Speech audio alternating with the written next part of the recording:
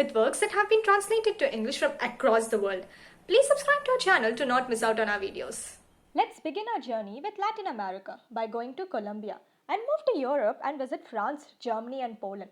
From there, let's come to Africa and go to Egypt. And finally, let's enter Asia and get back to my home country, India. Every country has writers who have portrayed their country's cultural essence in their works in their native language. And thanks to translators who have translated these works and expanded the spectrum of audience and provided the opportunity for many to read the masterpieces of literature without actually learning a new language.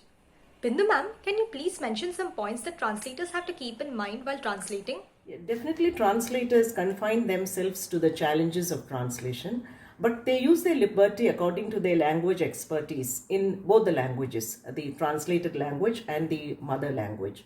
The translator at the same time has to convey the nuances of language convincingly, as the semiotics of one language and culture differs from one another, or they may run into the risk of obscuring finer cultural details. Then there are a host of personal reasons behind an act of literary translation. If a text strikes a chord for the translator, he or she may have a natural impulse to share it with a large community of readers. It could be about a lost culture, gender positions, power equations, other than the truth value or historical importance of a particular text. Can you please throw light on a few writers whose works have been translated that you taught in your classes, ma'am? From Colombia in Latin America, there is Gabriel Garcia Marquez, whose books 100 Years of Solitude, Love in the Time of Cholera, and Chronicle of a Death Foretold was translated into innumerable languages. One of his famous translators had been Gregory Rabassa. And from French Algiers, written in French, we have The Outsider by Albert Camus. One of his important translators had been Joseph Larado. Of course, there were innumerable different translators, but he was quite popular among them.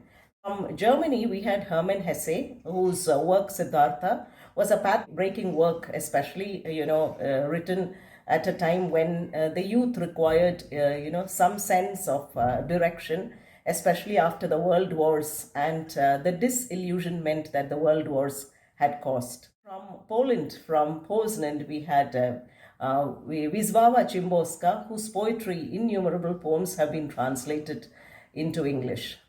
From down south, if we come a little more below, from Egypt, I have taught this wonderful work by Nawal Sadhvi, Woman at Point Zero. Of course, her translator had been her husband, Sharif Hattata. From India, how can one forget Rabindranath Tagore, whose book Gitanjali had a transformational influence all over the world. It was translated by himself. Can you mention any one pre-book activity, ma'am, that you have done with your students to introduce translated works? The students are given the opening lines of Franz Kafka's The Metamorphosis. So the literal translation of the opening lines reads like this. As Gregor Samsa one morning from restless dreams awoke, found he himself in his bed into an enormous vermin transformed. And some alternative translations are given to the students as a handout. And they are asked to consider which translation is the most memorable or vivid, probably which is the weakest and why they think that is the weakest. At the same time, they also consider whether the literal translation is closest to Kafka's voice. Students also, are asked to check into what could be lost in that particular version, or what is gained in a version of their choice. Ma'am, I'm intrigued to know about the freedom which translators have and the dilemmas they face during translation. Could you please tell me about that? The translator has to walk the thin line between adherence to original text and transcreation.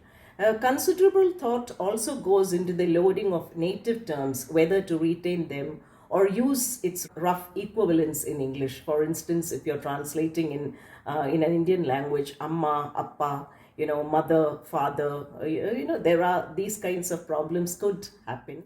Expert editorial advice is very crucial for a translator, because a loyal translation can be a stumbling block to the readers of its English version, as it would deny a peek into the cultural or historical nuances of particular regions in different periods of history. So the journey that a reader is going to undertake is already something that a text has undergone during its translation, as the translator nudges through several drafts, before he finalizes his copy, and he tends to refine it continuously to capture the essence and flavor of the original text. This is a simple attempt from our end, and I request all the viewers to read works in translated literature, as they serve as eye-openers to different cultures, for we are all united in translation despite the language barriers.